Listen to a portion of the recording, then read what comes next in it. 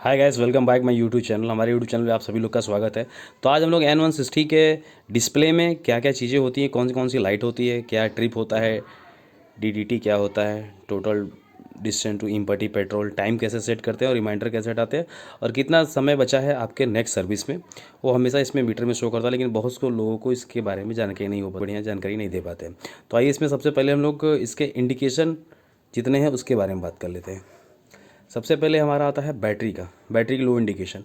ये इसलिए आता है कि अगर हमारी गाड़ी का बैटरी चार्ज नहीं हो रहा है तब ये गाड़ी चलते वक्त जितने भी रेड इंडिकेशन इस तरह के हैं ये सारे सिर्फ चलते वक्त शो करते हैं। ठीक है, तो मैं बता बैटरी का, अगर बैटरी चार्ज नहीं हो रहा तो गाड़ी चलते वक्त जो है जल जाएगा। गाड़ी जब हम लोग की स्टार्ट करेंगे, जैसे हमारे इसमें चाबी ऑन है, ठीक है, चाबी ऑन करेंगे तो ये जलेगा, ठीक है, लेकिन जैसे गाड़ी स्टार्ट हो जाएगा वो बंद हो जाएगा। ठीक है, इसी तरह से हमारा ऑयल प्रेशर इंडिकेशन।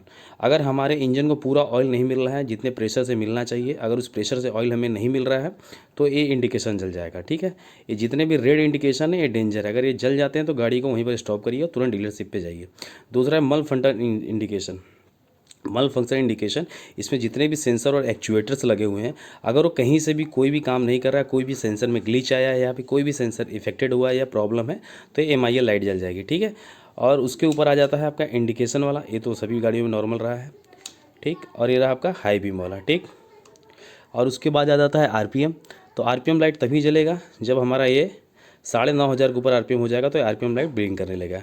दूसरा होता है ABS लाइट कब बंद होता है, गाड़ी स्टार्ट करेंगे तो नहीं बंद होगा। जैसे ही हमारा व्हील में 5 किलोमीटर का स्पीड हो जाएगा, डिस्प्ले पे जो हमारे 5 किलोमीटर शो करने लगेगा यहाँ पर, ठीक है, तब हमारा ABS लाइट जो है वो बंद हो जाएगा। ठीक, न्यूट्रल स्विच के बारे में आप लोग जान ही रहे हैं, न्यूट्रल लाइट के बारे में। न्यूट्रल गाड़ी है तो इसलिए न्यूट्रल भी चल रहा है। ठीक है, तो BS6 में देखने को मिलता है, इसमें मल फंक्शन इंडिकेशन लाइट बढ़ जाता है। ठीक है, तो मल फंक्शन इंडिकेटर लाइट तभी जब जलेगा जब कोई गाड़ी में प्रॉब्लम है, किसी भी सेंसर में कोई प्रॉब्लम है तब। ठीक है, और दूसरा इसमें कंपनी ने गियर इंडिकेशन भी दे रखा है। ठीक है, फर्स्ट गियर, सेकेंड गियर, जैसे हम लोग डालेंगे इसमें, जैसे 1 नंबर लग गया,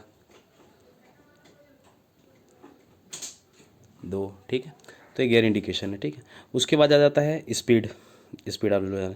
दूसरा होता है ओडोमीटर। ठीक, तो ओडो आपका इसमें गाड़ी चली है 6,910 किलोमीटर। ठीक है, और अब हम लोग इसको टाइम सेट करने के बारे में बताते हैं, इसका टाइम कैसे सेट किया जाता है। ठीक है, तो सबसे पहले हमें क्या करना है, इसको ओडो पे ही रहने देना है। ठीक है, फिर दोनों बटन को, मोड बटन और सेट बटन को साथ में पुश करना है।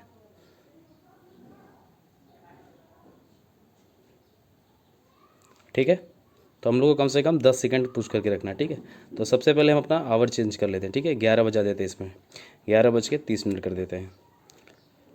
अब इसको क्या करना है, 11 तो हम बजा दिए, फिर इसको वापस हमें क्या करना है, हमने क्या किया, इसको छोड़ दिया था तो वो वापस वहीं पर आ गया। तो इसमें क्या करना, दोनों बटन को जब हम लोग एक साथ दबाएंगे, एक साथ दबाने के बाद क्या करना है, ये वापस से ब्लिंक करने लगेगा। जैसे ही ब्लिंक करने लगेगा, ठीक है, हमने यहाँ 11 बजा दिया। ठीक, तो अगर हम कुछ नहीं करेंगे तो वापस पुराना वाला टाइम सेट हो जाएगा। तो हम लोग को सेट बटन को दबा कर वापस मिनट पे आना है। ठीक है, तो हम लोग आ गए मिनट पे। ठीक, तो हम लोग यहाँ पर कर लेते हैं 11:40।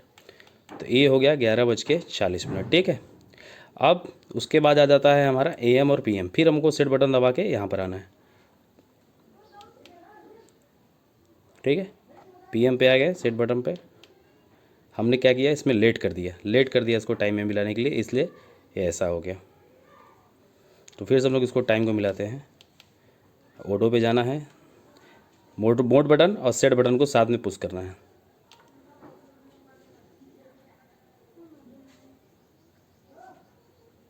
ठीक, यहाँ 11 हो गया। ठीक, फिर आपको सेट बटन दबा के यहाँ पर 40 कर लेंगे। ठीक है, फिर उसके बाद हम लोग वापस AM PM पे आ जाएंगे। ठीक है, तो इस समय हमारा जो हो रहा है वो हो रहा है AM। ठीक है, तो क्या करेंगे हम लोग, फिर जैसे ही हमको अपना टाइम मिल जाता है दोनों बटन को साथ में पुश करके रखना है।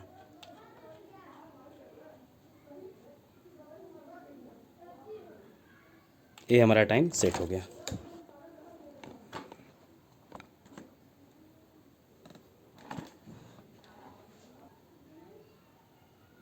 तो हमारा टाइम सेट हो गया। ठीक है, अब उसके बाद हम लोग कुछ इसमें इंडिकेशन के बारे में बात कर लेते हैं। ये हमारा ट्रिप 1 हो गया। ठीक, आप लोग जानते हैं कोई भी यात्रा है ट्रिप। उसके बाद हो गया टोटल डिस्टेंट इम्पटी। ठीक है, DTE का मतलब होता है टोटल डिस्टेंट इम्पटी, मतलब हमारी गाड़ी में जो फ्यूल है वो कितने किलोमीटर तक अभी चलेगा। ठीक है, जैसे यहाँ पर इसमें कोई फ्यूल नहीं शो कर रहा, तो DTT भी नहीं बता रहा है कि अभी गाड़ी कितनी चलेगी आपकी, उसके हिसाब से पेट्रोल गाड़ी में नहीं है। ठीक है, तो अपना काम है पूरी तरह से अच्छी कर। अगर यहीं पर हमारा हाफ टैंक होता और हाफ टैंक पे हमें ये 350 किलोमीटर बताता, अगर 350 किलोमीटर बता रहा है तो आप उसको 10 से 20 किलोमीटर को कम ही मान के चलिए, ठीक है। हाँ, और ये फ्यूल इंडिकेशन तभी प्रॉपर होगा जब गाड़ी सेंटर स्टैंड पे होगी। साइड स्टैंड पे इसको मेजर मत करके जाइएगा, नहीं रास्ते में कहीं आप फंस जाएंगे, ठीक है। और दूसरा आता है फिर आपका, ये तो ओडो आप लोग देख ही लिए, ट्रिप भी देख लिए। अब हम लोग देखते हैं इसका नेक्स्ट सर्विस रिमाइंडर कितना है। नेक्स्ट सर्विस रिमाइंडर हमारा है 3140, ठीक है, यानी 3140 किलोमीटर पर इसका सर्विस होना है, थर्ड सर्विस होगा, ठीक है। तो ये रिमाइंडर भी यहाँ देख रहे हो, तो उसी समय ये जो टूल देख रहे हैं, इसी तरह का टूल जो है उस समय बनकर आ जाएगा। तो इसको हटाने के लिए क्या करना है, हमें ओडो पे आ जाना है, ठीक है। ओडो पे आने के बाद इग्निशन चाबी को क्या करना है, बंद कर देना है। फिर मोड वाले बटन को दबा के रखना है, फिर चाबी को ऑन कर देना है। जैसे ही हम लोग को ये बटन दबा के रखना है और चाबी को ऑन कर देना है, और तब तक दबाए रखना है जब तक कि ये ब्लिंक ना करने लगे। जैसे ही ये टूल यहाँ पर बना हुआ है वो ब्लिंक करने लगेगा, तो मोड बटन को छोड़ के हमें क्या करना है, सेट बटन को दबा देना है। तो जैसे हम लोग सेट बटन को दबाएंगे तुरंत हमारा क्या होगा, सेटिंग हट जाएगा और नेक्स्ट सर्विस ड्यू कब है वो किलोमीटर यहाँ पे शो करने लगेगा कि इतने हज़ार किलोमीटर के बाद अब ये सर्विस रिमाइंडर फिर आ जाएगा। तो आई होप आप लोग को ये चीज़ें आपको समझ में आ गई होंगी। और कोई मीटर के बारे में या किसी भी चीज़ की जानकारी के लिए आप हमें कमेंट बॉक्स में कमेंट कर सकते हैं। Thank you.